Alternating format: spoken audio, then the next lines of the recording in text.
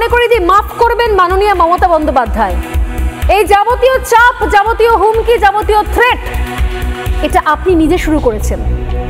বিএলওদের ওপর মানসিক চাপ দেওয়ার কাজটার উদ্বোধন বৌনি আপনার হাত থেকে মাননীয়া, ভুলে গেছেন হয়তো।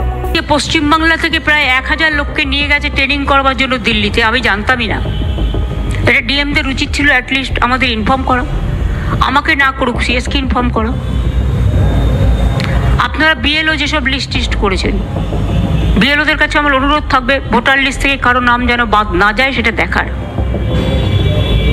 মনে রাখবেন ইলেকশন কমিশন তার নোটিফিকেশন যখন হবে ডেট অফ ইলেকশন, তখন থেকে এটা ইলেকশন কমিশনের আন্ডারে যায়। তার আগে স্টেট গভর্নমেন্ট, আবার ইলেকশনের পরেও স্টেট গভর্নমেন্ট। সুতরাং এটা মনে রাখবেন, আপনারা চাকরি করেন স্টেট গভর্নমেন্টের। জ্ঞানেশ কুমারের বাবার নাম আছে ভোটার লিস্টে, ডকুমেন্ট দেখাতে পারবে?